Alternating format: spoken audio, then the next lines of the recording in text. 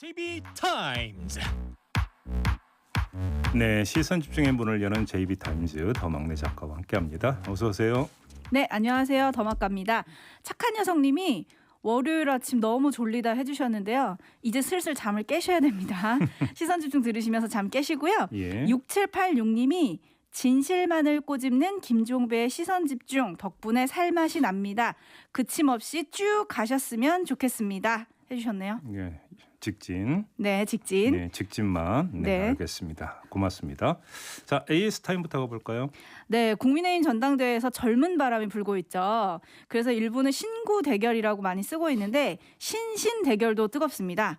선두그룹에 포진한 이준석 전 최고위원을 향해서 초선이죠. 김은혜 의원이 연일 견제구를 날리고 있는데 지난주 금요일이었어요. 저희 시선집중 인터뷰에서 화제가 되는 말을 남기셨거든요. 1%? 이준석 예. 전 최고위원은 공부 잘하는 상위 1%다. 나머지 99%의 삶도 돌아봐야 그게 제일 야당 대표다. 이 말이 엄청 화제가 됐었는데 네. 어제 또 견제구를 날렸어요.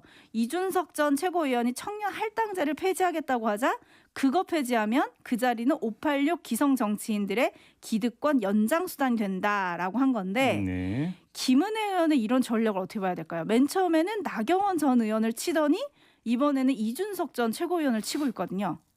1등치기죠. 아하. 뭐 어렵게 해석할 이유가 뭐가 있겠습니까? 그러니까 일단 그렇게 해석을 하면 될 것 같고 그렇게 해석을 하면 아주 재미난 장면이 여기서 이제 포인트 하나 추출이 되는 건데 뭐죠? 일전에 그 국민의힘 당대표 경선에서 포인트가 뭐냐라고 이제 그 질문을 해주셨을 때 네네. 저는 그 토론이 그 궁금하다고 말씀드린 그랬죠. 적이 있어요. 신구 대결 구도에서 어떻게 이제 그 공세를 펼 거냐가 궁금하다고 말씀을 드렸는데 양상이라면 이건 난타전으로 갈 가능성이 상당히 많이 있다. 왜 그러냐면 지금 하여간 뭐 여론조사 결과로는 이준석 전 최고가 이제 그 잘 나오고 있기 때문에 네, 잘 나오고 있죠. 1등 견제 심리가 신고 막론하고 1등 견제에 들어갈 거 아니겠습니까? 그러면 이준석 전 최고 입장에서는 공세를 펴는 위치에서 방어를 해야 되는 위치가 되는데 이준석 전 최고위원의 캐릭터를 볼 때 방어만 하고 있을 것 같지는 않고요. 그러진 않을 것 같아요. 그렇죠. 이렇게 놓고 본다면 공격과 방어가 별로 구분이 안 되는 아하. 난타전, 신구 구분도 안 되는 난타전이 벌어질 가능성이 있다. 이렇게 봐야 될 것 보는 같습니다. 사람 재밌을 것 같다는 생각이 지금 드는데 네. 지난 주말에 후보 등록을 해보니 10명이 아니라 총 8명이 당대표 후보로 등록을 했습니다. 예. 젊은 바람이 끝까지 갈까? 이게 좀 궁금했는데 오늘 아침 조간을 보니까 신진 바람에 대해서 일부 중진 후보 측에서 뒤에 특정 계파가 있다.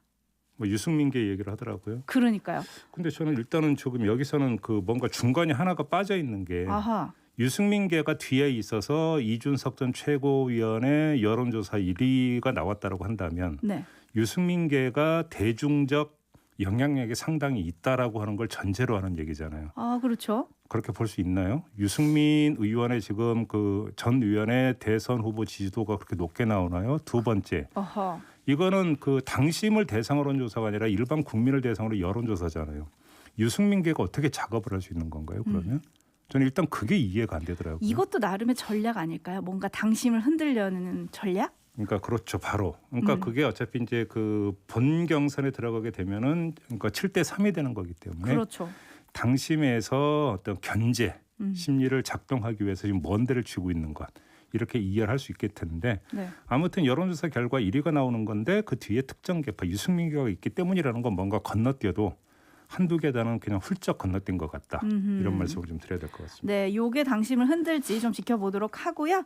뉴스와 분석이 함께하는 JB타임즈 오늘 주목할 첫 번째 뉴스 오디오로 먼저 만나보시죠.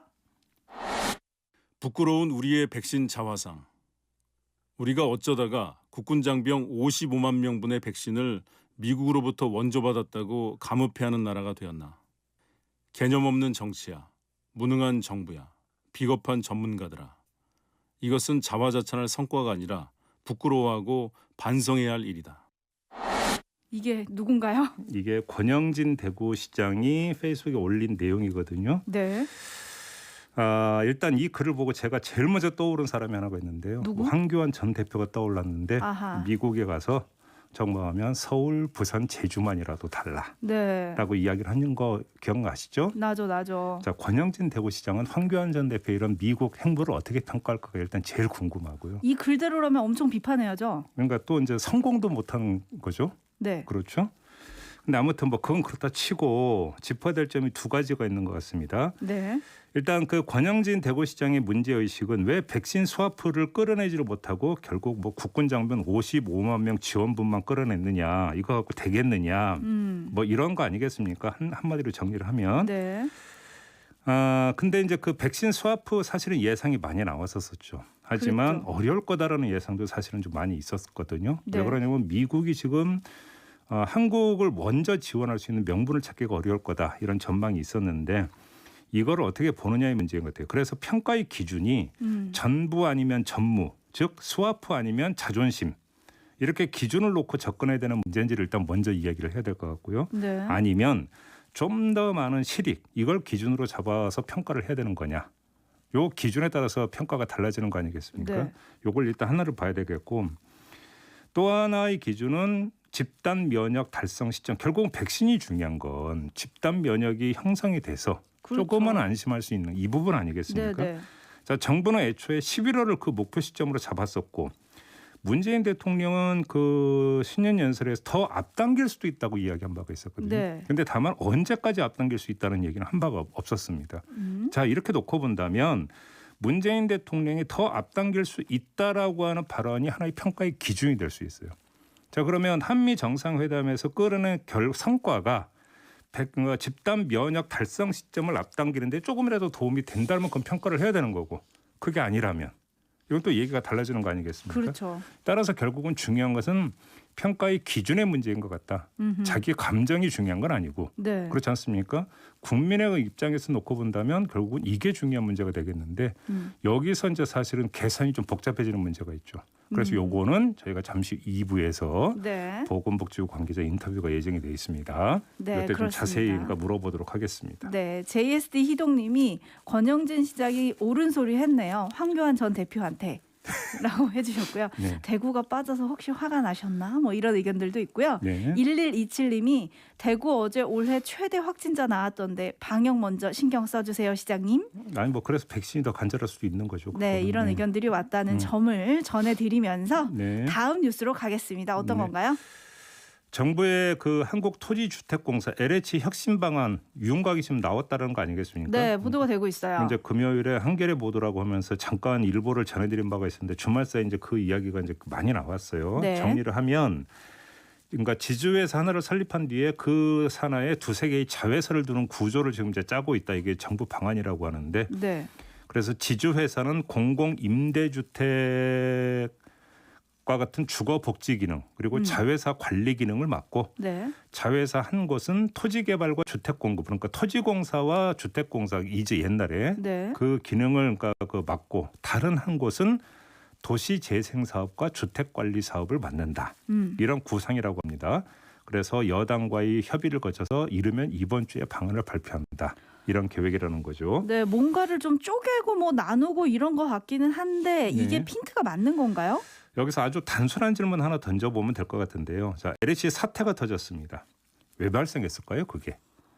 자, 직원들이 알아서, 네. 직원들이 신도시 예장지 그 투기했고, 그다음에 매입 임대주택 비리가 있었고, 이거 아니겠습니까? 간단히 큰 줄기 두 개 이야기를 하면. 그렇죠. 자, 그럼 이게 조직의 통합 때문에 발생한 문제냐?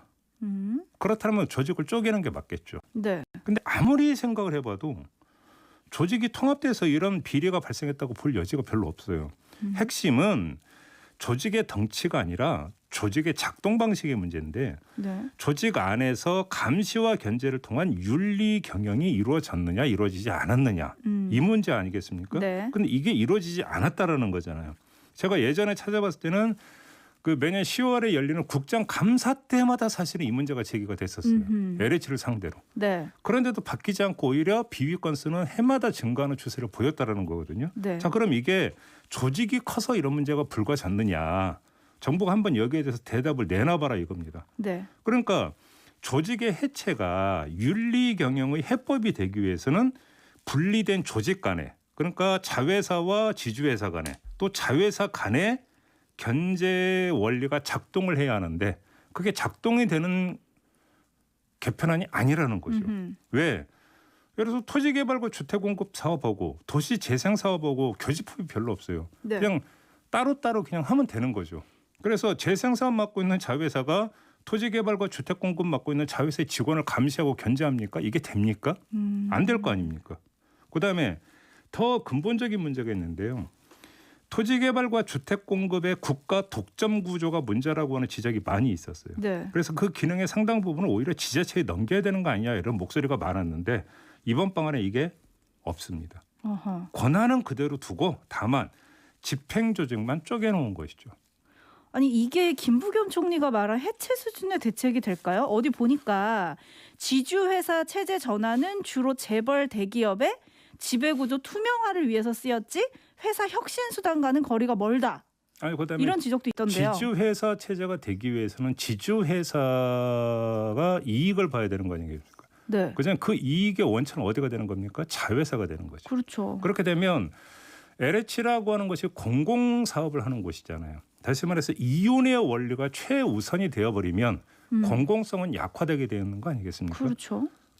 지금 뭔가 방향이 좀 잘못 설정되고 있는 거 아니냐는 얘기가 안 나올 수가 없는 거고요. 그러니까요. 결국은 핵심은 토지개발과 주택공급 오히려 이걸 분리한 것도 아니고 이건 그대로 두는 거거든요. 한 조직 안에. 네네네. 그러니까 이제 이렇게 두는 이유를 어떻게 지금 해석을 하고 있냐면 이제 주택 공급 사업이 상당히 중요한 건데 네. 주택 공급 사업 이사 대책이나 이런 데서 이제 국민과 약속하는 이 공급 대책을 약속을 지키기 위해서는 토지개발과 주택공급 사업을 분리할 수가 없다라고 하는 어떤 그 현실 논리가 또 작동을 하고 있다는 지적도 있더라고요. 그러니까요. 지금 촌철님들도 반응이 상당히 부정적이에요. 현님 2개에서 하나로 다시 3개로 기간만 늘어나는 거 아닙니까? 지적해 주셨고요. 김정원님은 신도시 제도 자체가 LH 좋은 일만 시키는 꼴 아닌가요? 물어주셨고 7322님 또 낙하산만 늘어나겠네. 자리는 많이 늘어나죠. 그러니까요. 자리 오히려 사장님 자리는 많이 늘어나죠. 그러니까요. 네. 아유, 어떻게 입사 준비해야 되나? 0298님은 어차피 같은 것인 걸 무슨 소용일까요? 0811님 성과급도 환수한다더니 작년 것만 뺏어서 뭐하나? 해주셨고요. 네. 0029님 똑같은 의견이세요. 직원 수만 늘어날 것 같은데요. 라고 해주셨고 ROCK로 시작하시는 촌철님은 해경 해체랑 비슷한 처방 아닌가요? 그냥 뭐라도 하는 척. 그렇죠. 이렇게 해주셨는데요. 상당히 부정적인데 이렇게 볼 수밖에 없는 이유가 또 있으니까요. 정부가 좀 들어주셨으면 좋겠고 근데 요 한 안이 아니래요. 정부가 마련한 게 그러니까 서너 가지 안이 있다고 하더라고요. 근데 요 한 안만 언론에 집중 보도되고 있다는 것은 요 한 안을 강력하게 밀고 있다는 뜻으로 그렇죠. 해석이 될 수 있는 거죠. 여론 탐색에 들어갔다고도 볼 수 있는 거 아니겠습니까? 하지만 이렇게 비판 여론이 많은데 요걸로 확정하진 않겠죠? 한번 봅시다. 네, 뚜껑을 요것도. 열어봐야 되는 거겠죠. 네. 알겠습니다. 지켜봐야 될 게 많나요? 요것도 지켜보도록 하고요. 자, 뉴스와 분석이 함께하는 JB타임즈 다음 주목할 뉴스는 어디입니까? 검찰인데요. 이 법무부가 검찰의 직접 수사부서 조직을 개편하기로 하고 일선 검찰청 의견 수렴에 들어갔다고 합니다. 네. 그러니까 반부패 수사부 옛날에 특별수사 특수부죠. 부패 범죄를 주로 수사하는 곳인데 이 반부패 수사부와 반부패 강력부로 묶고 그다음에 공공수사부 옛날에 공안부라고 그랬죠. 공안범죄 담당하는 파트인데 이거하고 외사부 그러니까 국제범죄 담당하는 곳인데 이 두 군데를 합쳐서 공공수사 외사부로 통합을 한다. 네. 이런 내용이라고 하고요. 그다음에 서울 남부지검의 여의도 관할이죠. 서울 남부지검의 금융증권범죄 수사를 위한 금융증권범죄수사협력단을 신설한다.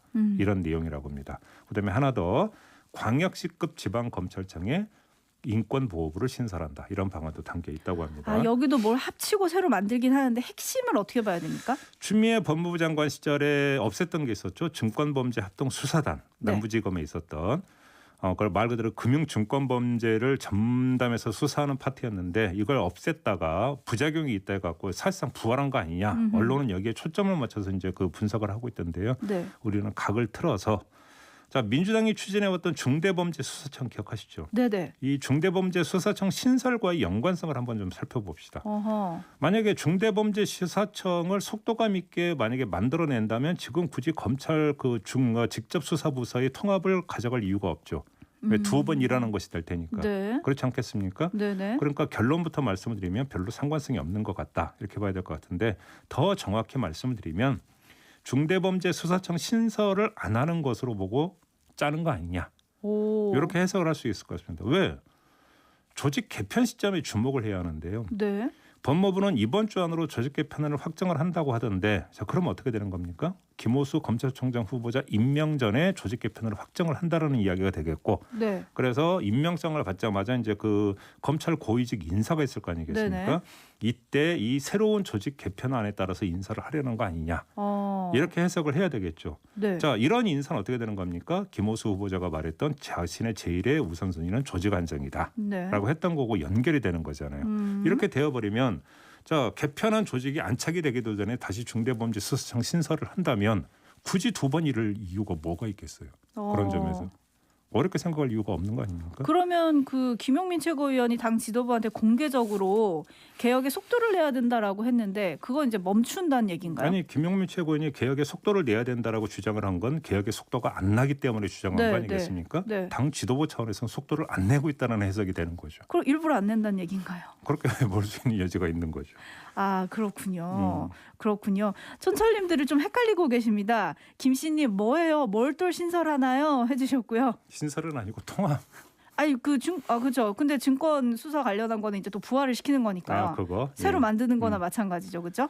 그리고 성재경 님도 그러게요. 또 신설 잘한다 해주셨는데 이게 조직 개편이 개혁으로 가는 길인지 아니면 개혁을 약간 멈추게 하는 건지 요거는 조금 판단하기가 좀 아리까리하다는 분들이 계시네요. 요거 어떻게 3부에서 좀 알쏭달쏭. 죄송합니다. 네. 3부에서 짚어주시나요? 네, 박주민 법사위 관사죠. 박주민 법사위 관사 인터뷰 예정이 됐으니까 한번 집중 질문을 좀 드려보도록 하겠습니다. 아, 요것도 질문이 가능하실지 모르겠는데 8839님이 그러면 추미애 장관은 그걸 대체 왜 없앴대요? 이것도 이따 물어봐 주시면 좋겠네요. 아, 그건 이미 추미애 장관이 SNS를 통해서 밝혔던데요. 뭐라고요? 예를 들어서 이제 범죄자 이런 사람 데려와 가지고 뭐 이제 그 사람들 앞서서 수사하고 이런 부작용이 있었다. 뭐 이런 요지의 입장을 밝힌 바가 있더라고요. 근데 부작용이 있었는데 다시 만든다? 요것도 조금 알쏭달쏭합니다. 네. 네.